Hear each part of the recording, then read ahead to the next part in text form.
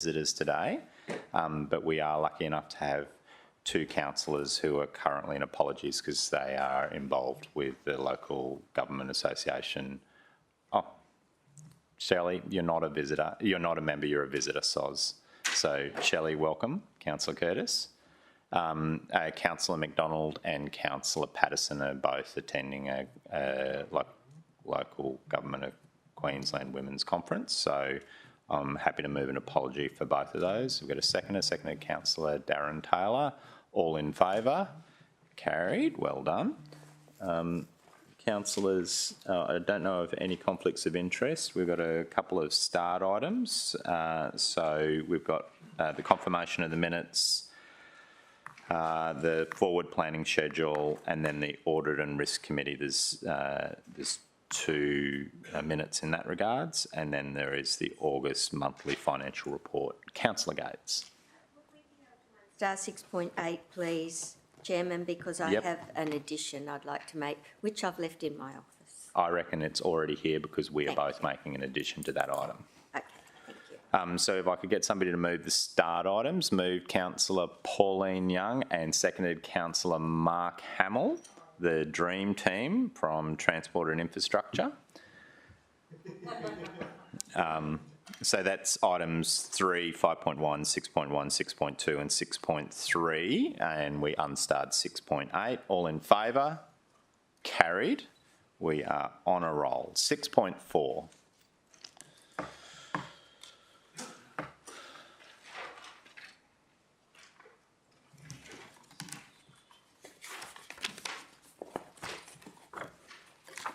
Conference, travel and related expenses for staff, contractors and consultants. So this is an annual information provided to councillors. This is separate to the quarterly information, provided to councillors in regards to the councillor travel.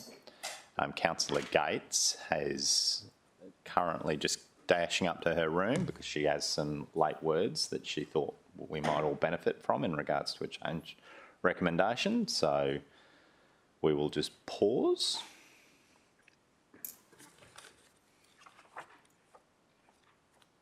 I'd like to welcome everybody in the gallery.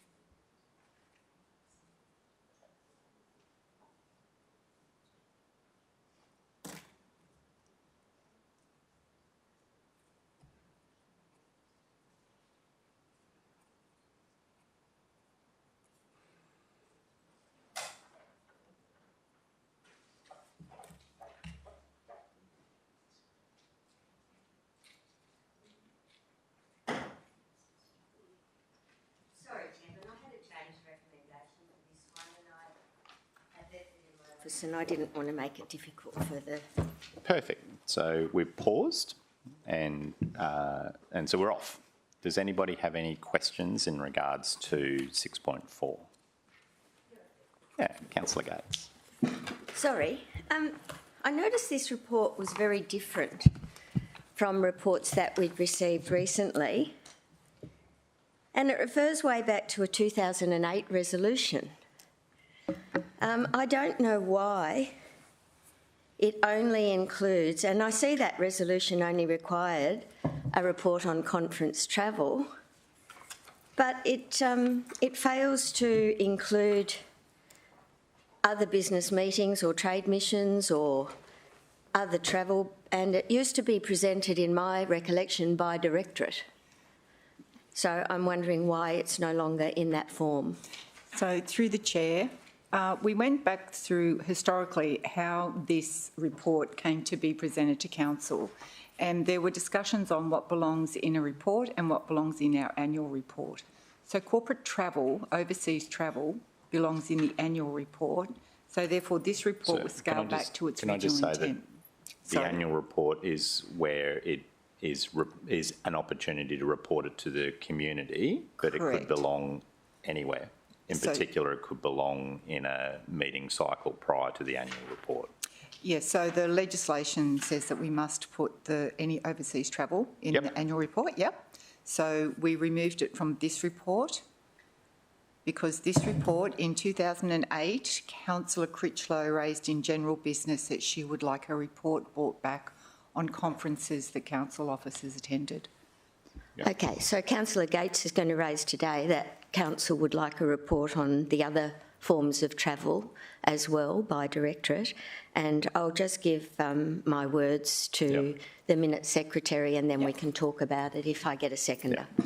So I'm happy to second that. So I suppose all we will be doing today is clarifying what the council's expectations are of the reporting cycle to committee as separate to the legislative requirements in regards to travel. Yeah. So Yeah, so through the chair, there was, we bought this report the last time and council said they only wanted to see it quarterly, yeah, but we are happy to bring I it thought we back. actually made it annual. That was my recollection as well, but either way, I think it's really important that we don't backpedal to 2008 and get less information for councillors to be mindful of, and that it is by directorate, as was the case previously, and that it includes all travel, including councillor and mayoral travel as well. So, and not just conferences, because it's, I think historically it also showed a graph of a comparison with perhaps the last 12 months' expenditure as well for that particular. So, I mean, I'm not so fussed about that, but I think it's really important that we get a holistic view of what is being spent rather than just on conferences, because there's so many other things with trade shows, trade missions, advocacy, whatever.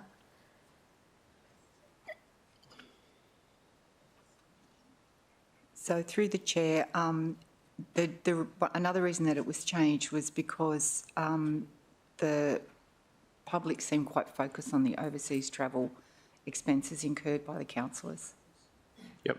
And that's fair. By the councillors. Yes, by the That's councillors. fair that they have an understanding, and I mean, councillor travel has been very, very limited for about the last.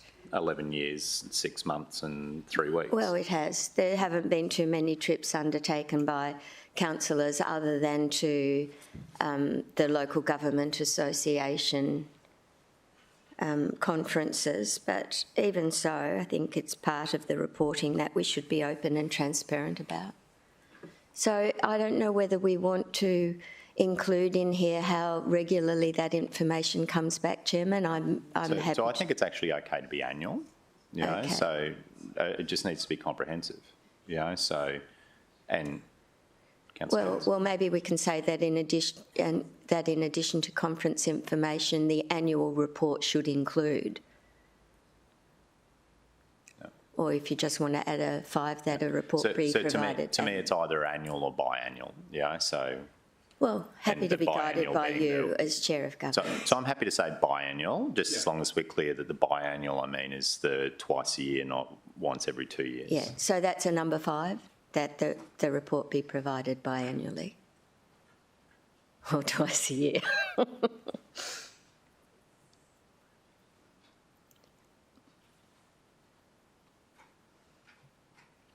Thank you. And I don't need to speak any further to that, Chairman. I think So everyone Councillor Gates moved it understands. and I seconded it.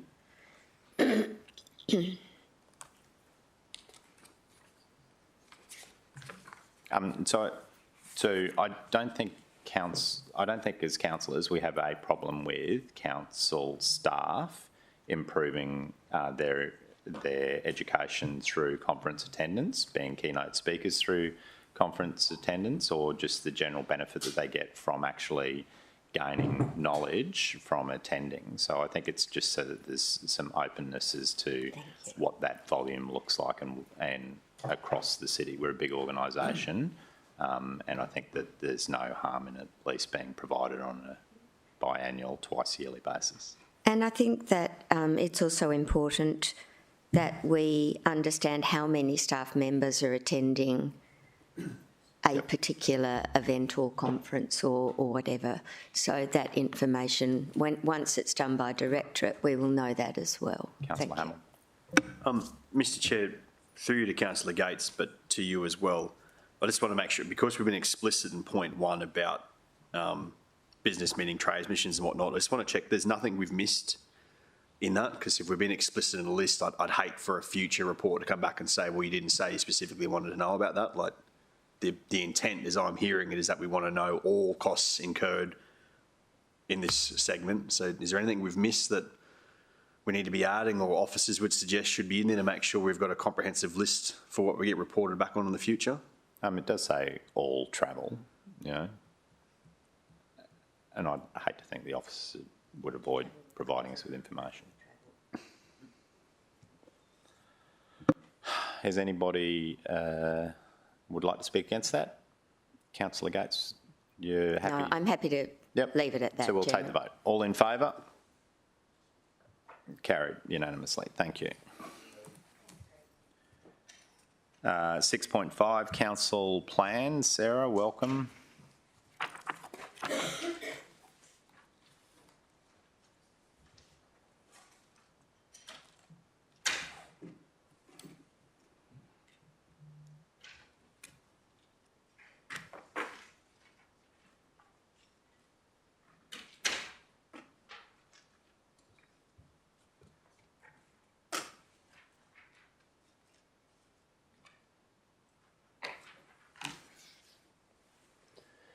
Sarah, would you like to say anything, or would you just like to take some questions?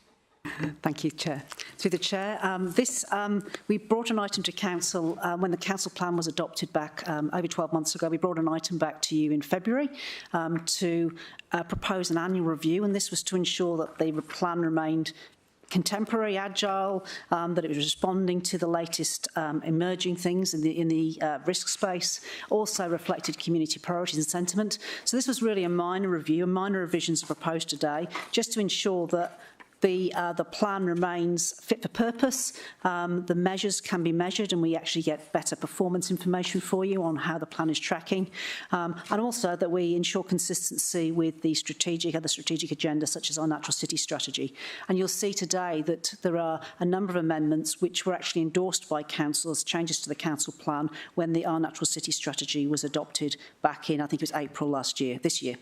So this is being brought to you just to bring it up to speed. They are minor in nature, a few bits of wording here and there, a couple of changes to measures. Obviously, there may be more significant changes to the council plan proposed when the new council is elected next year. So we're anticipating, obviously, that this annual review process continues, and we just keep checking in to make sure that everything is still on track and still working as it should be. Does anybody have any questions for Sarah? Is anybody excited about moving this one? Moved, Councillor Gates. Seconded, Councillor Pauline Young. Councillor Gates, would you like to close? Councillors, all in favour? Carried, thank you.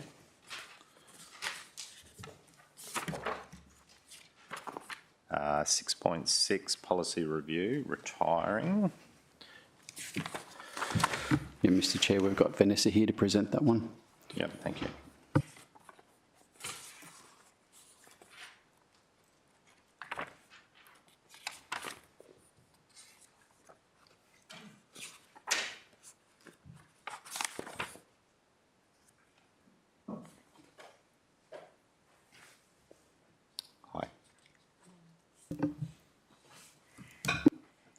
Good morning, through the Chair. Good morning, councillors. This is the next series of reports coming through to Council in relation or following on from the City Transformation Policy Review project. What we're presenting to you today is the proposal to retire 2 policies, the City Honours and Recognition Policy and the Recognition of Service as a Councillor Policy. I'm happy to answer any questions. Any questions? I had a question just which is So in regards to the keys to the city, my understanding was that last time we looked at this, we actually extended it so that it, in the report it talks about, comes through the Mayor's office. But I thought we had extended so it could either come through the Mayor's office or through the CEO. I can verify the actual source of where the information comes into the organisation. My understanding from the feedback that we have been given is that when a request does come into the organisation, that the consultation happens with the Mayor and the CEO, and that the matter is then presented to Council for a decision. But Policy actually talks about grant someone the keys to the city must be made in writing to either the Mayor via the Mayor's email account or the CEO via the CEO's email account. So I know there's only a little thing, but ultimately it was to allow a little bit of flexibility as to who might be able to be recognised, so that it actually would be considered. So, yeah. And I think that was a good thing, and I would be disappointed if that disappeared. Councillor Gates? Sorry, I don't know if you wanted an answer to that question. I had a separate question, so perhaps... I think I've got my answer. The answer is that it's currently in the policy. I just want to make sure that when the policy is retired, it will still be considered that an email to the CEO will also trigger consideration. we can certainly take that on board and make sure that the process allows for that, absolutely. Yeah. Well, why don't you add it to the resolution? Just a suggestion, while you think about that.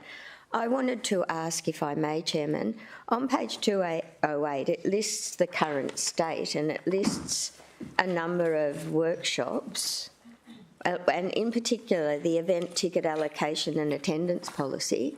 That doesn't form part of this. So that's the next item, Councillor Gates.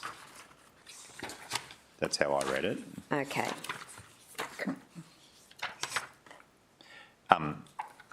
So on this item, we're just considering the retirement of the policies, Yeah. and effectively, so the recommendation currently is that the council retires the following policies, Yeah. and then they're gone, and then they'll be administratively dealt with from there on, So it is the case, I'm aware of at least one party who was very interested in getting a significant Gold Coaster recognised, who directed their inquiry to the mayoral office, and it didn't go any further, and they were a bit frustrated by that, whereas I think the idea of having the alternative, the CEO also being able to receive it, makes sense. So if it's retired, I'd be interested in the officers confirming that the current path that we established would remain. Through the Chair, I believe the actual application process is outlined on the website, but I can certainly take that on notice and come back to you to confirm that. So however it's outlined in the website, it actually needs to follow the current policy, and so I'm interested in making sure that if we retire the policy, that how it's outlined on the website, it actually currently reflects the current policy. So happy for you to take it on notice and come back to me. So Before full council. yeah. Okay.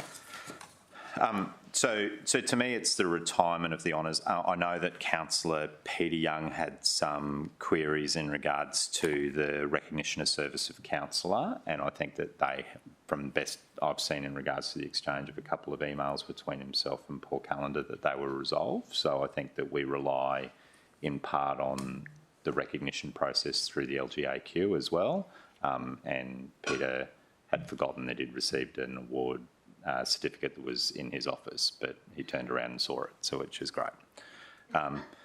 So I'm happy to move. What's that? I think it was 15? Through the Chair, that's correct. Yeah. I've done 16.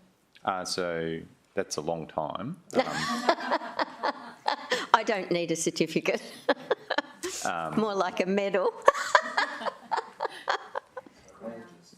There's so many things to add to that.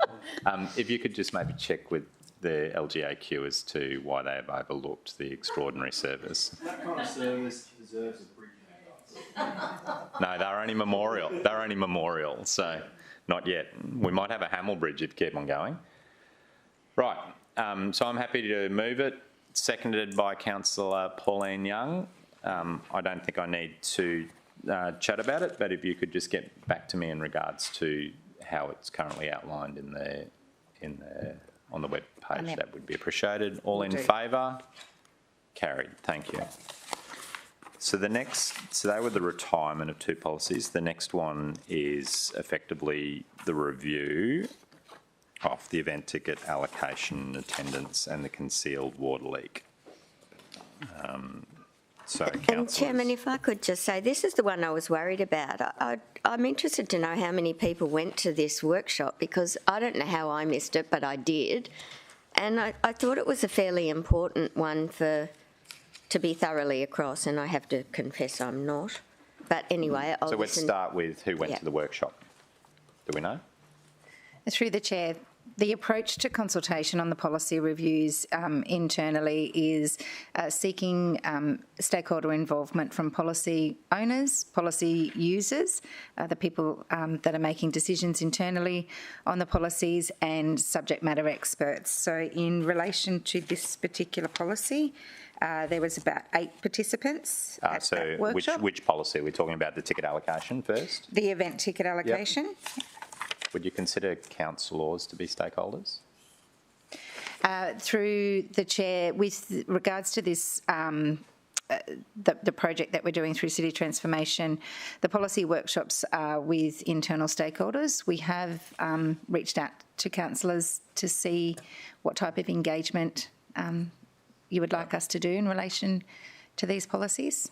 So I'm going to make an observation in regards to the ticket allocation. I think that there's something that's not quite working at the moment. So, and part of it may be in the shift and the consolidation towards Experience Gold Coast and the allocation of tickets from there. So I know that there was a recent example, well, there's been 2 recent examples. One has been the Women in Business Awards, and the other one was the Gold Coast Business Awards, where the city is a sponsor of those programs, and in 2 occasions the organisers contacted me to say that the tickets weren't being allocated to councillors, which is traditionally what happened, and that they were being allocated to council officers, and if councillors wanted to attend, they could acquire those tickets. And that appeared to me in both of those instances for both of those awards to be quite unusual. So and that's just, so I think we have a responsibility to represent our community at those awards, and the fact that that was seen as a pathway just seemed really bizarre to me, so, and that's before we get into the allocation of tickets to major events that the City of Gold Coast has funded. So again, I look at something like the Gold Coast Marathon, which is arranged by the State of Queensland and is run by the State of Queensland, but the city is a significant partner. And I'm not aware of any councillors being extended an invitation to any of their events, but the city was extended invitation through a channel. And that to me is, again, just such an important event for the city, and our responsibility in part is to market all of the good things that come from that. So to me, that's an example again of where maybe the ticket allocation is going wrong somewhere. Councillor Gates. Chairman, can I make it clear, it's not that councillors want to go to these events for fun. It's really important that we are able to judge the success or otherwise of specific events, and whether we continue to financially support many of them. And it's important in terms of the ones that Councillor Owen-Jones has raised, specifically the awards presentations. There's so many of our community members that we nominate for their service to the Gold Coast, and that we would like to be in a position to support. It's not about going to another events night, because none of us needs to go to another event. I've got 3 over the next few nights, including school presentations, active school travel. A night at home is great, but we do our jobs diligently, and part of it includes witnessing those things. The other thing I'd like to raise for consideration is when the OIA introduced, or the government introduced the new Local Government Act requiring councillors to declare any conflict of interest that may arise as a result of attendance at a sporting or special event. I recall that the Mayor moved a mayoral minute to say that basically it's part of our role. I mean, for example, the V8s are coming up weekend after next, and I have to go along as acting mayor and present the surfboards. I don't like motor racing, I hate speed, but I will need to go. And for that to inhibit my ability to participate in a debate about our sponsorship of the V8s is just not on. And so the Mayor moved a mayoral minute that excluded our requirement to be excluded on the basis of attendance when in an official capacity. But that has never changed in the Act, despite the fact that the Mayor wrote to the Deputy Premier at the time, who I think was the Minister for Local Government.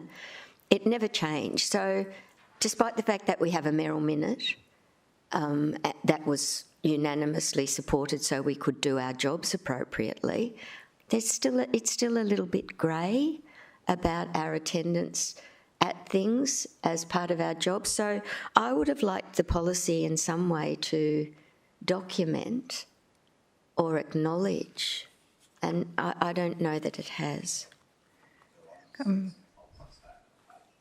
39 does say councillors who are allocated event tickets are attending events as an official duty of a councillor.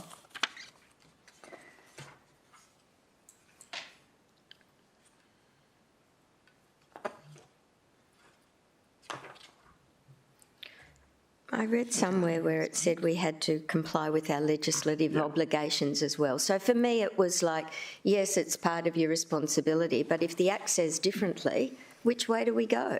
Yeah. I'm confused by that. I reckon we're going to get an answer.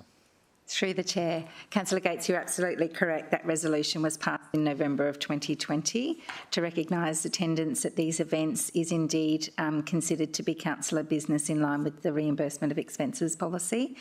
We, the feedback that we had from stakeholders into the review of this policy was exactly that we made it very clear that this particular policy dealt with event tickets that were given to us as part of a sponsorship agreement or that we purchased, and the rules for how we actually allocate those event tickets.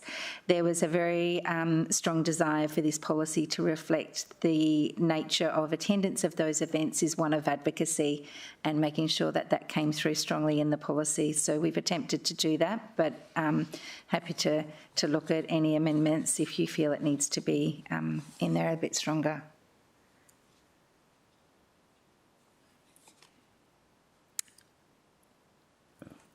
I don't know. Overall, I think that there's some events that... So I went to the basketball, which was held recently, the pre-season, and I know that the city had been issued with a series of tickets, which... and so I attended because I was interested in seeing how many people were there, you know, and my observations were that there were less people there than was reported in the mainstream press, but that's fine because it's both a combination of eyeballs through the TV and whatnot. But like Amin is, and I think it's important that it helped me appreciate, you know, what the city's investment in that particular thing was. But it also struck me that we had been issued with a whole series of tickets where people had either failed to attend or they hadn't been allocated, and that was a concern, you know. And likewise, you know, I've been to some events where I've hosted and we've invited 10 people and 5 people have turned up. So I think that there's maybe a little bit of work outside of the policy that we need to do to ensure that how we plan our advocacy is improved, because I think that there's big gaps at the moment. Councillor Gates? And I'm probably speaking a little out of turn here, but I understand, and I think there needs to be clarity, and I don't know that we've nailed it. So council obviously established Experience Gold Coast, and my understanding is that one of the recent events that was endorsed and sponsored by the new Experience Gold Coast, allocated a number of tickets which were entirely offered to their board, which is fine if that's what they think is a good advocacy measure. Personally, I don't think that's a great advocacy measure at all, to invite every member of the board to the very first event that they are engaged in promoting for the city. So I guess my question is, who guides that type of distribution, and what sort of education are we giving to the people who are deciding who the advocacy targets are, if they think that the advocacy targets is the board that has supported the event? You see, I don't see that as being a valid use of advocacy tickets. Hello, councillors. Lovely to be here this morning. Sorry. So I can answer that in my capacity as a board member of Experience, if you like. So were you invited? Yes, I was invited, and anyone who's there would have seen me walk in. So I think it's fair to say that Experience Gold Coast is still in its infancy, and it has some policy work to be done in terms of advocacy and event ticketing. I think that, to be fair, that's probably a carryover from the major events experience. I'd just remind councillors that I think we've had 3 meetings of that board. Once we get the CEO, who lands in a few weeks' time, this is one of the issues that will need to be resolved. In terms of the matter before council, though, this policy doesn't obviously speak to the allocation of tickets in Experience Gold Coast. So, but as has been custom and practice, though, those organisations, the policies have tended to replicate the same principles that are inside our policy framework, but ultimately that's a decision for the board. Your comments are fair and justified, Acting Mayor, and they will be discussed at I think it's actually at the next Experience Gold Coast board meeting. Okay. I don't know what events this policy might relate to then, that because we've established Experience and all of the other entities to manage big events for our city. So what is it that this policy actually oversees? What distribution of what events? Well, can I put it to you this way, Acting Mayor? I think that part of the issue has been that there hasn't been enough advocacy included in the major events that we've done over the past, but certainly in the almost 2 years I've been here. I think we've sort of done the deal, got the event, and then thought about the advocacy after the fact. I think it should be embedded in the deal. And then what would happen is Experience Gold Coast would then say, well, council, as part of this deal, we've allocated X amount of tickets for council's advocacy, and then this policy would kick in. That's the approach. Okay, thanks. So what you were talking about, though, was members of the Experience Gold Coast board attending, and that's a matter for Experience Gold Coast. Sure. Does that make sense? Yes, it does. Thank you. No worries. Do we have any other questions in regards to the event ticket allocation and attendance? So my only other observation would be that where an event is actually held in a divisional councillor's area, that they have a priority over council staff in actually attending. And there's a whole range of examples of where that may have happened as well. So I just think that, there just needs to be a bit of common sense involved in that. So, and I'll leave you to sort that out, Mr. CEO. Comments in relation to that. So I think as a general rule, part of what we're doing inside the city administration is focusing on our purpose, which is enhancing the Gold Coast way of life and making life better for Gold Coasters. And I think large swathes of staff attending events on the ratepayers' dime does not meet that criteria, to be blunt, Chair. So I think there is an opportunity for us to engage in community better. And we talk about advocacy a lot in this space, and that's great, but I've seen many councillors, some of whom are in the room, who have been at football matches or NRL matches, and there's community representatives in our box, and I think that's a great outcome. So it doesn't necessarily have to be pure advocacy for financial benefit to the city. It can be about better community engagement. In fact, I'm looking at one right now across the room who I was in the box, and you had the local football team there, and that was probably their one opportunity to get to an AFL game, and it was the volunteers, as I remember, councillor, who was there. So I think that's where we need to be. A lot more of that and a lot less of council administration staff. Just one other point, you mentioned numbers at the Blitz. I think it is important that we put on the record that there were twice as many people at the Blitz on the Gold Coast as there has ever been to a Blitz before. So it was a highly successful program and event for the city and for the NBL. So and I was happy to see councillors there who were able to experience the size and scale of it. Yeah, so I wasn't saying it wasn't successful. Like, I mean, I'm deeply cynical about the way some event organisers count, you know, so, because generally they add 2 extra zeros at the end, you know, so, and that's where it's interesting to attend. So we now have the concealed water leak policy. Does anybody have any questions in regards to that? So I just had a question in regards to the state's recent announcement regarding bulk water and the interaction of this policy with that policy, because I'm assuming that this may have been in the can prior to the state making their changes. Do the state's changes have any impact? Through the chair. Sorry, through the chair. The recent announcement from the state government in August with the state South East Queensland bulk water concealed leak remission scheme has been factored into the policy, so we made sure that we got that in there before we presented the draft through to committee.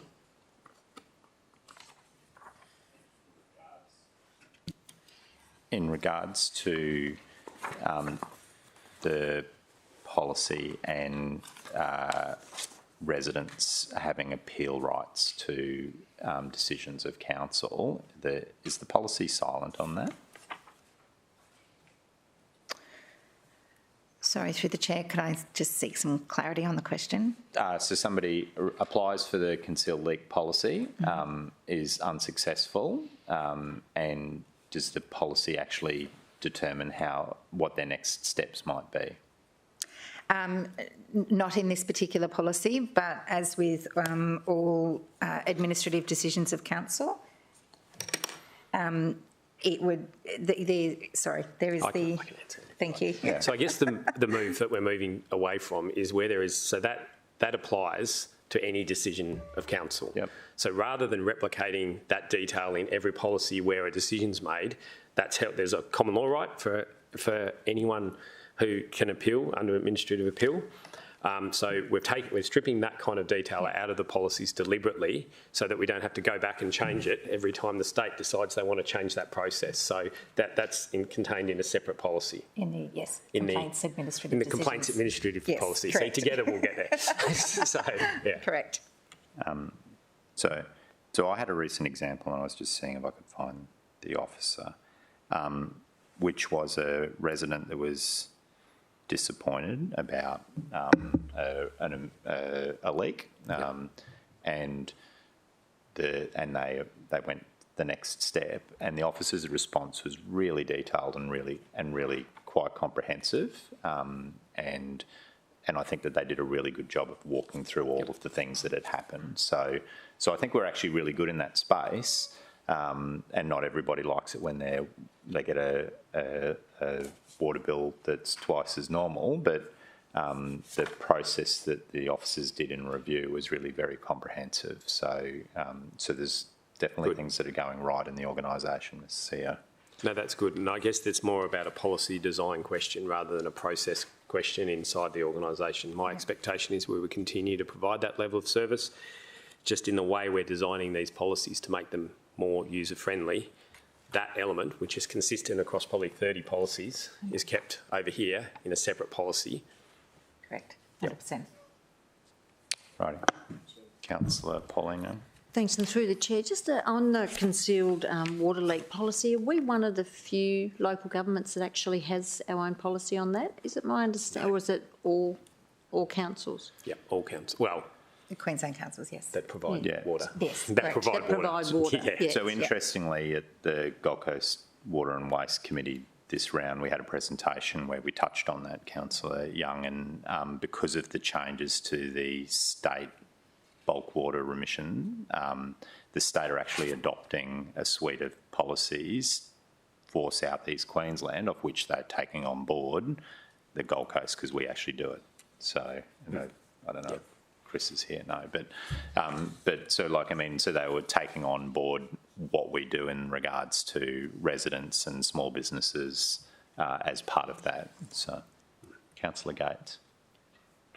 Thank you, Chairman. I'm struggling I read, I think somewhere in the new policy that state government and commercial businesses are not going to benefit from any, not going to benefit from the policy, not going to be allowed a rebate for a water leak. Is that correct? And was that always the way in the last I can recall So us. definitely in regard, so we've made those changes in the last couple of years, specifically around some of the school leakage programs that existed. And commercial? And Because the larger commercial properties. was that because of that big, huge one that we looked at a couple of years ago? Yes. Yes. Okay. And I think that the schools in particular were part of that electronic metering program. So they were getting electronic advice and needed to be in front of that. And fundamentally, the reason why we excluded the state was at the time the state were not providing us any relief and still don't provide us any relief regarding bulk water. So they would require us to give a remission, but not actually, Sure. as the wholesaler, provide us the same remission. Thank you. Okay, councillors, do we have any other questions? Councillor Hamill, did you want to move it? Excellent. Councillor Taylor, did you second that? Great. Did you want to speak to it for us, Councillor Hamill? Does anyone want to speak against water emission?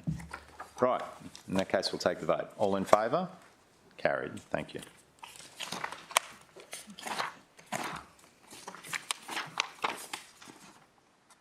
Okay, 5.8, Divisional Allocation Program Additions. Councillor Gates, I reckon both you and I have changes to this. Have those changes? I have it here if not.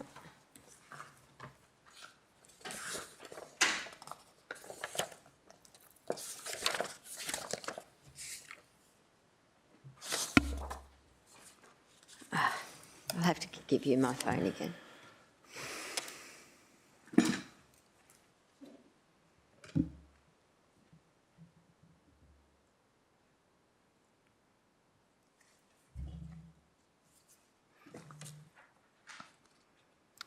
So the amendments are involve. One is an additional amount from My Laws for Remembrance Park to allow for improvements to access to the war memorial that we have there, and it's an increase in the budget due to the size of the driveway required. And Councillor Gates, yours was the Yeah, fence, mine was, wasn't it? I had a leash-free dog exercise area approved at Coomera at Appleberry Park, and I'd allocated $46,000 for fencing. Then we received a petition from the community because new residents had moved in and they didn't want that area established. So there's just been consultation about a new location at Coomera which has been supported, and I just simply want to transfer the funding from the Appleberry Park fencing to the new project and just be ready for that to go. So it's $46,000 and it's for the fencing of the Ford Road, Coomera leash-free area. If that could be added, I'd be very grateful. So Councillor Gates has moved that, and I reckon I've seconded it.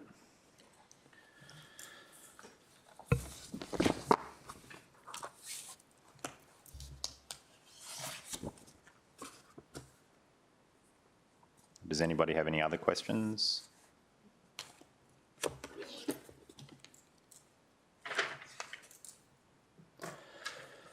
Right, Yeah. Councillor Gates.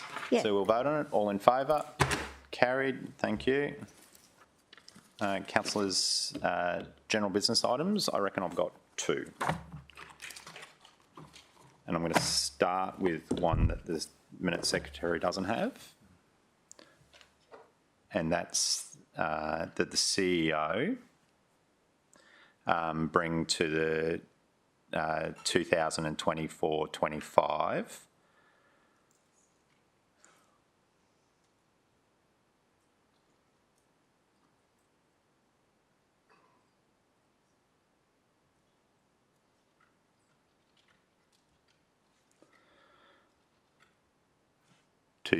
bring to the 2024-25 special budget meeting a report regarding penalty infringement notices, penalty rates,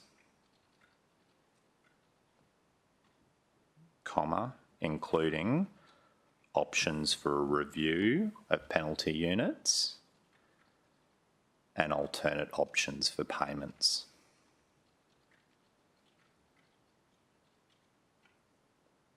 And if I can get a seconder, I'll speak to it. Thank you. Seconder, Councillor Pauline Young. Mr.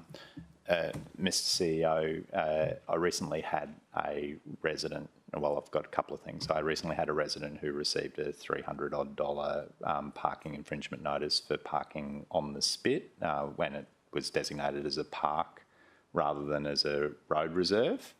So rather than the 187, it's 308, and that's maybe a bridge too far. So I think that we should review that. And then secondly, I also had a resident who was part of a program that was run through the Studio Village Community Centre in regards to a spur charge, so which again arose from a penalty infringement notice, got on the register. They can't pay it because of their financial circumstances. So they're actually, there's a state there's a state program which is actually enables people to work through a spur charge through volunteering. And it's a formalised program, but it just struck me that the city may benefit from looking at something similar as well. So we've got a whole lot of organisations through the city who are always looking for people to volunteer. And I appreciate that it might be administrative, but it may also be a way to strike a balance between needing to have penalty notices issued to enforce things, but also to enable some residents to go down an alternate path to repay. So, like, I mean, I suppose as an example, we know that Baby Gives Back in their warehouse are always looking for people to help, you know. So if 4 hours of volunteering equals X number of penalty infringement units, it might be a way forward. So I'm not saying it's possible, I would really like it explored. Councillor Gates? Chairman, can I ask a question through you to the CEO as well? There's been, we all know we've got some narrow roads in the city, and as the result of an interview I recently did, I actually suggested we might be able to review the notices. And the specific example is that in the narrow streets, people often park 2 wheels up, 2 wheels down in order to protect their vehicle and leave clear passage. I understand that's a state regulation, and I wondered, is there any possibility or do you have any suggestion about whether we might be able to approach the state regarding that particular piece of legislation? Because I know we don't want people parking all over the footpaths, and that's not on, nor blocking driveways. But in examples where they simply put 2 wheels up, 2 wheels down, in an effort to be good citizens, would it be your thought that we could apply to have that regulation changed? This is why. Thanks coming to committee, say, Acting Mayor. Thank you. Glad you're here. Look, okay, I'll make a couple of observations. So the first one is I have no doubt in my mind, having spoken to councillors and spoken to some individuals, that in a lot of cases there is a lot of goodwill in the action that's being undertaken to put two, as you describe it, two up, two down on across the road, and in a lot of cases we have very narrow roads. I think it's worthy of consideration to have a look at this, but you have pointed in the right direction that ultimately it's a state government matter. But having said that, I think there is some scope for us to have a look at it, to do some investigation, and then to work with the state government on this. I think there's a lot of difference between a car that's been parked in that manner or with all four wheels on the reserve for days or months at a time, as compared to the genuine, someone acting reasonably generally wanting to make sure that there's enough room on the road for two cars to fit through. So I'm happy either have it included in this recommendation if that works, or to have a look at it, but note that ultimately it's a matter for the state government. Thank you. And then the other thing in regards to alternate options and the review of the penalty units, it may very well be sometimes the people that are most upset about a penalty infringement notice are the ones that get it for the first time in 20 years or 25 years, and we inevitably get a letter advising us of how good their driving record has been. So I don't know whether or not there's even a possibility of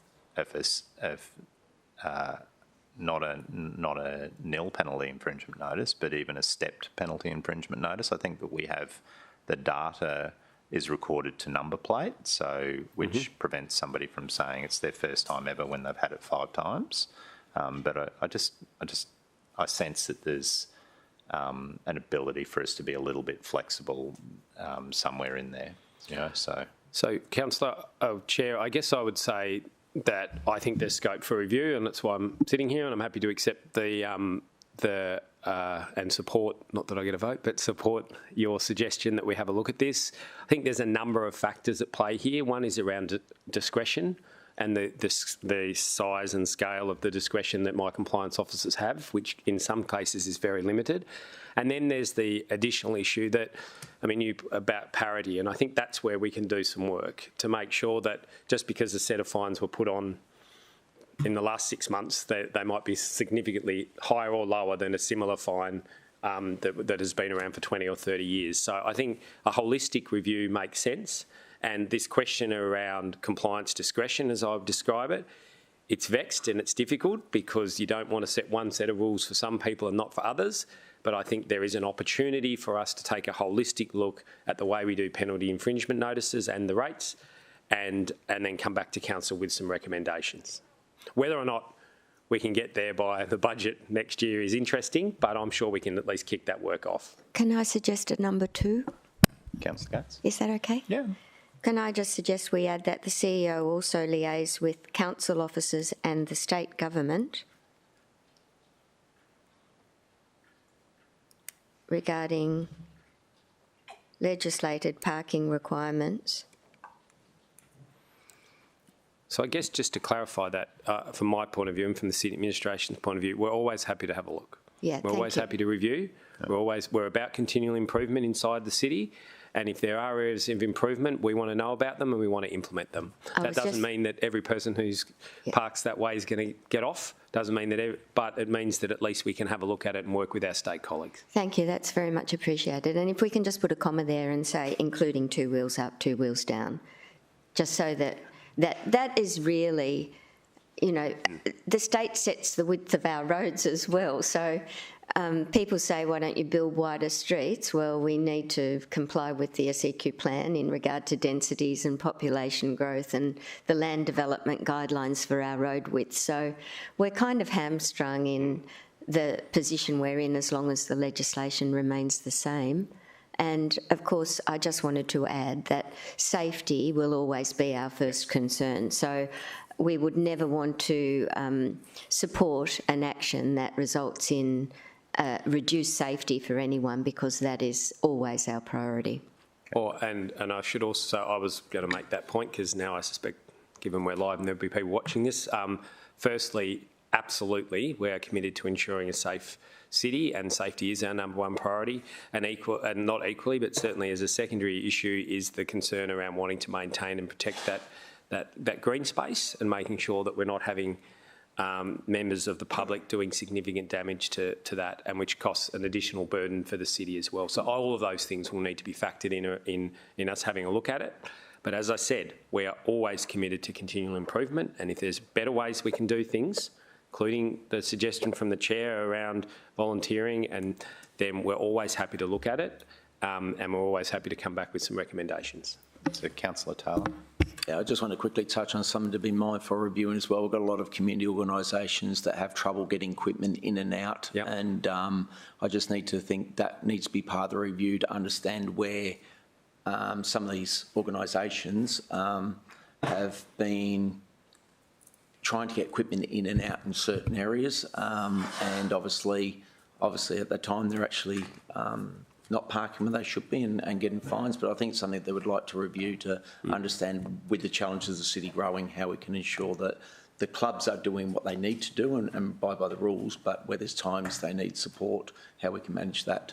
Yeah, and I'd also remind those in the room and those watching that the council has literally hundreds of millions of dollars worth of infrastructure under the ground, which needs to be protected, and that has to be a factor as well, that we're not put in a situation where we see a huge spike in the amount of pipes that leak. We've talked about leaks already today, or fibre cut or power damage because we've got heavy vehicles parked on the verge. So we've got to manage all of this. I guess my fundamental point is I'm happy to have a look at it. I'm happy to see if there's ways we can improve. And the same bylaw that fines somebody for parking on the verge is also the same bylaw that can be invoked when somebody's neighbour parks in front of their house consistently and people want something done about it. So, and that doesn't often get read about in the Gold Coast Bulletin either. Right, so another question?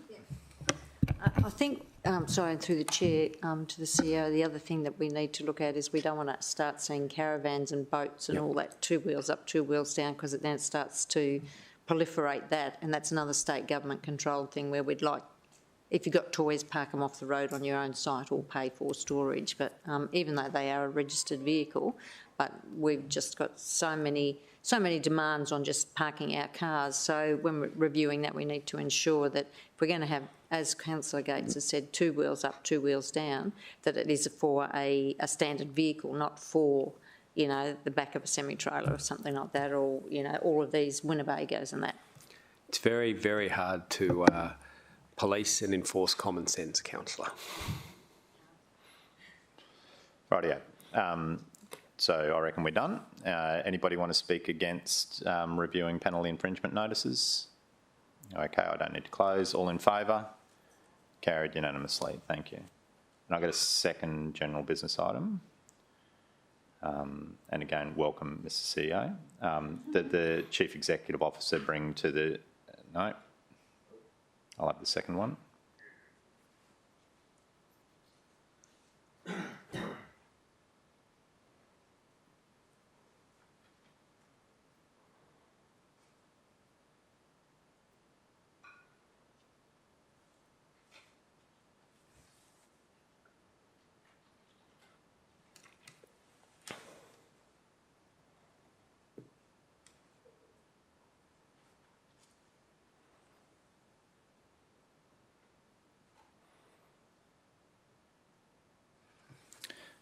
That the Chief Executive Officer immediately distribute to all councillors a complete copy of the report prepared by Mr Mark Peters with respect to the Mayor's proposal for the City of Gold Coast to be the host of the 2026 Commonwealth Games. I've done it. Okay, well in that case I'm still happy to move it and I'll get a second or I won't speak to it. Seconded, Councillor Hamill. Thank you. So, Mr CEO, I think that we would all benefit from having the same information that was provided to News Corp, and the fact that it has been made public is a bit disappointing. So, but we are where we are. So, all in favour? Carried unanimously. Rightio, councillors, are there any other general business items? Excellent. 10:01 and the meeting's closed.